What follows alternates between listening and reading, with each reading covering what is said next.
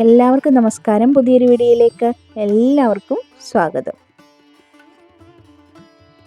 ചപ്പാത്തിയുടെ കൂടെയും ചോറിൻ്റെ കൂടെ ഒക്കെ കഴിക്കാൻ പറ്റുന്ന നല്ലൊരു ഉരുളക്കിഴങ്ങ് മസാലയുടെ റെസിപ്പിയാണ്. അപ്പം നമുക്കത് എങ്ങനെയാണ് റെഡിയാക്കുന്നതെന്ന് കണ്ടാലോ. ആദ്യം തന്നെ എണ്ണയാണെങ്കിൽ ഒഴിച്ച് നമുക്ക് കടുക് പൊട്ടിച്ചെടുക്കാം. നമുക്ക് ഇത് ലാസ്റ്റ് വേണേലും ഇത് കടുക് താളിച്ച് ഒഴിക്കാവുന്നതാണ്. പക്ഷേ ആദ്യം തന്നെ ചെയ്യുവാണെങ്കിൽ നമ്മൾ പെട്ടെന്ന് തന്നെ റെഡിയാക്കുന്നതെന്ന് ഞാൻ പറഞ്ഞില്ല. അപ്പോൾ അത് കാരണം കൊണ്ട് പെട്ടെന്ന് നമുക്ക് റെഡിയാക്കി എടുക്കാം. അപ്പം കടുക് പൊട്ടിച്ചിട്ട് ഉഴുന്ന് പരിപ്പാണ് ഇട്ട് കൊടുത്തേക്കുന്നത്.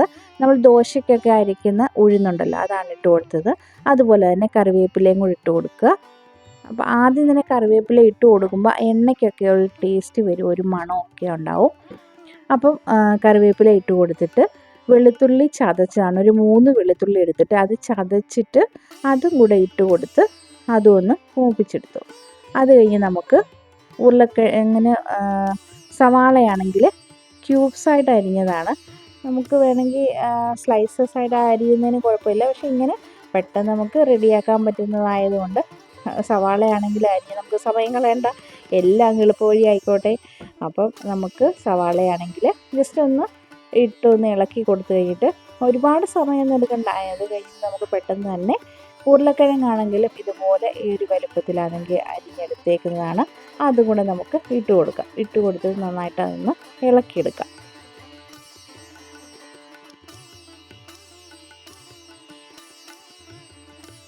ഇതിനധികം മസാലകളുടെ ഒന്നും ആവശ്യമില്ല. ആദ്യം നമുക്കാണെങ്കിൽ മഞ്ഞൾപ്പൊടി ഇട്ട് കൊടുക്കാം. അതുപോലെ തന്നെ ഉപ്പും കൂടെ ആഡ് ചെയ്യാം. എന്നിട്ട് അത് നന്നായിട്ട് ഇളക്കി എടുക്കണം. അപ്പോൾ ഇത് എനിക്കാണെങ്കിൽ ഉരുളക്കിഴങ്ങ് മസാലയൊക്കെ റെഡിയാക്കുന്ന സമയത്ത് എപ്പോഴും ഞാൻ ഓർക്കുന്നത് വെച്ച് കഴിഞ്ഞാൽ, ഞങ്ങൾ നഴ്സിംഗ് പഠിച്ചുകൊണ്ടിരുന്ന സമയത്ത് അവിടെയൊക്കെ കറികൾക്ക് ഒന്നും ടേസ്റ്റ് ഇല്ലായിരുന്നു. അപ്പോൾ ഇതൊരു ഉരുളക്കിഴങ്ങ് മസാല എന്ന് പറഞ്ഞുകൊണ്ട് ഒരു 5 രൂപയ്ക്ക് ചെറിയൊരു ജസ്റ്റ് കുറച്ച് ഒരു ചെറിയൊരു തവി കാണും, അതിനാണ് 5 രൂപയ്ക്ക് അപ്പം മേടിക്കും. ചില ദിവസങ്ങളിലൊക്കെ മേടിച്ച് അത് കഴിക്കുമായിരുന്നു. ഭയങ്കര ടേസ്റ്റായിരുന്നു. കാരണം ഒന്നുമില്ലാതെ നമ്മൾ കഴിക്കുമ്പോൾ എല്ലാ സാധനങ്ങളും ഭയങ്കര ടേസ്റ്റ് തോന്നുമല്ലോ. അങ്ങനെ കഴിച്ച് ഒരു ഓർമ്മയാണ്. പിന്നെ പണ്ട് തൊട്ടേ ഉരുളക്കിഴങ്ങും ഭയങ്കര ഇഷ്ടമായിരുന്നു. കാരണം പൊതിയൊക്കെ ആണെങ്കിൽ സ്കൂളിൽ കൊണ്ടുവന്ന സമയത്ത് ഉരുളക്കിഴങ്ങ് മെഴുക്കുവരട്ടിയൊക്കെ വെക്കുന്ന സമയത്ത് ഭയങ്കര ഇഷ്ടമായിരുന്നു. ഇപ്പം ആണെങ്കിൽ എൻ്റെ മോക്കാണെങ്കിലും അതുപോലെ തന്നെ ഏബലിനാണെങ്കിലും അതുപോലെ തന്നെ ഉരുളക്കിഴങ്ങ് ഭയങ്കര ഇഷ്ടമാണ്.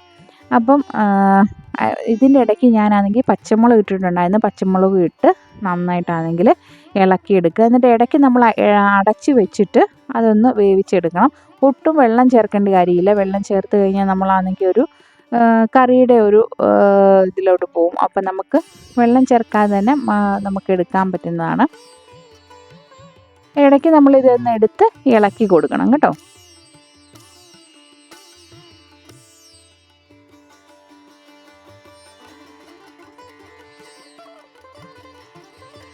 അത് കഴിഞ്ഞ് പൊടികളായിട്ട് നമ്മളിതിനകത്ത് ആഡ് ചെയ്യുന്നത് കാശ്മീരി മുളക് പൊടിയാണ്. അതുപോലെ തന്നെ ഗരം മസാലയുമാണ് ആഡ് ചെയ്യുന്നത്. ഇത് രണ്ടും മാത്രമാണ് ആഡ് ചെയ്തത്. നേരത്തെ നമ്മൾ മഞ്ഞൾപ്പൊടി ആഡ് ചെയ്തതുകൊണ്ട് വീണ്ടും നമ്മൾ ആഡ് ചെയ്യേണ്ട കാര്യമില്ല. ഉപ്പും ആണെങ്കിൽ ആവശ്യത്തിന് ആഡ് ചെയ്തിട്ടുണ്ടായിരുന്നു. നമ്മൾ ടേസ്റ്റ് ചെയ്തിട്ട് ഉപ്പ് വേണമെന്ന് തോന്നുവാണെങ്കിൽ മാത്രം നമ്മൾ വീണ്ടും ആഡ് ചെയ്ത് വെച്ചാൽ മതി. അല്ലെങ്കിൽ ഈ ഇത്രയതിൻ്റെ കാര്യം മാത്രമേ ഉള്ളൂ. പിന്നെ മുളക് പൊടി ഇടാൻ നിങ്ങൾക്ക് ഇഷ്ടമല്ലെങ്കിൽ പച്ചമുളകാണെങ്കിൽ 2 കൂടെ എക്സ്ട്രാ ആണെങ്കിൽ ഇട്ടിട്ട് നമ്മുടെ എരിവിനനുസരിച്ച് എടുത്തേച്ചാൽ മതി. അതുപോലെ തന്നെ കടുക് പൊട്ടിക്കുന്നത് ലാസ്റ്റിലാണ് കടുക് പൊട്ടിക്കുന്നത് ഇഷ്ടമെങ്കിൽ അങ്ങനെയാണെങ്കിൽ ചെയ്തേച്ചാൽ മതി. അതും നല്ലൊരു ടേസ്റ്റാണ്. എപ്പോഴും നമ്മൾ കറികളൊക്കെ റെഡിയാക്കി കഴിഞ്ഞിട്ട് അവസാനം നമ്മൾ കടുക് പൊട്ടിക്കുമ്പോൾ അതിനൊരു പ്രത്യേക ടേസ്റ്റും ആ ഒരു കറിക്കൊക്കെ മണവും ഭയങ്കരമാണ്. അപ്പം നമ്മുടെ ഉരുളക്കിഴങ്ങ് മസാല ഇവിടെ റെഡി ആയിട്ടുണ്ട്. അപ്പം ഇങ്ങനെ ചെയ്ത് നോക്കാത്തവരൊക്കെ ഒന്ന് ട്രൈ ചെയ്ത് നോക്കുക. അപ്പം thank you for watching. Bye bye.